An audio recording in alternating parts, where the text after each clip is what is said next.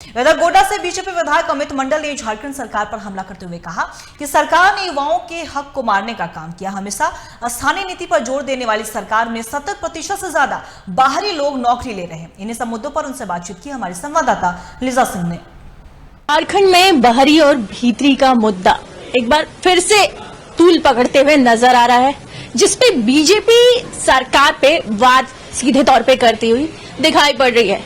फिलहाल तमाम जानकारी के लिए हमारे साथ गोड्डा विधायक अमित मंडल जुड़े हुए हैं। लगातार सरकार पे वार किया जा रहा है और बाहरी भीतरी दोबारा क्या कुछ कहेंगे?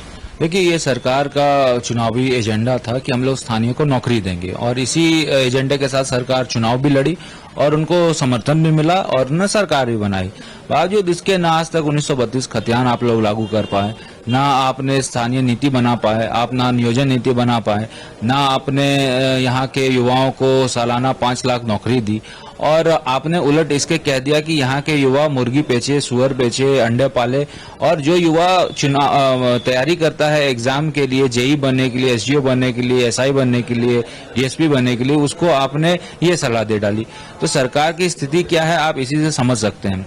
आपने 60-40 ले आया, 40% ओपन टू ऑल आपने कर दिया और जब ने ओपन टू ऑल आपने कर दिया उसका ये परिणाम निकला कि जेएसएससी के थ्रू जो अभी नगर विकास विभाग के बहाली हुई जेई की, उसमें 70% बाहरी आ गए।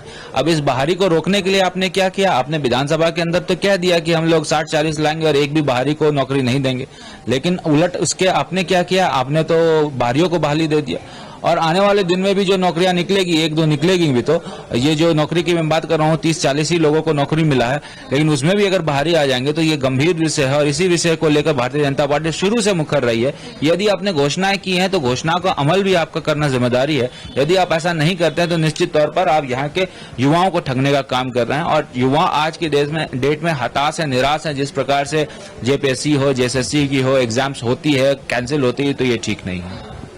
युवा हताश है, निराश है। दूसरा सवाल लेंगे और अमित जी, लगातार जो सरकार है वो युवाओं को कह रही है हम रोजगार के साथ जोड़ने का काम कर रहे हैं, हमने जो वादे किए थे, चुनावी वादे अपने मैनिफेस्टो में, वो तमाम चीजें हम जनता तक पहुंचा रहे हैं। इस पे क्या कुछ कहेंगे? आप देखिए ना कि जो भी चुनावी वादे सरकार ने किए थे उसमें से कौन सा चुनावी वादा उन्होंने पूरा कर पाया? 1932 का आपने पूरा नहीं किया, सरना कोड आपने पूरा नहीं किया, ओबीसी रिजर्वेशन आपने पूरा नहीं किया, 5 लाख सरकारी नौकरी आपने पूरा नहीं किया।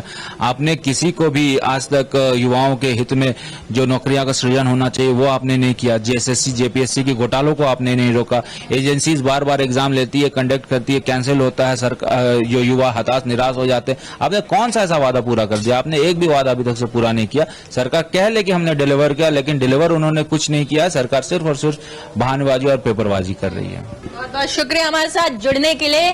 गोड्डा विधायक अमित मंडल फिलहाल हमारे साथ मौजूद थे, जिन्होंने सरकार के खिलाफ सीधे तौर पे वार किया है। सरकार पे तीखे बोल वो साधते हुए कई बार नजर आया है। इस बार युवाओं को लेकर के भी वो सरकार पे तीखी प्रतिक्रिया देते हुए दिखाई पड़ रहे हैं। कैमरा पर्सन अरविंद के साथ मैं लिजा सिंह, TV45 के लिए रांची से।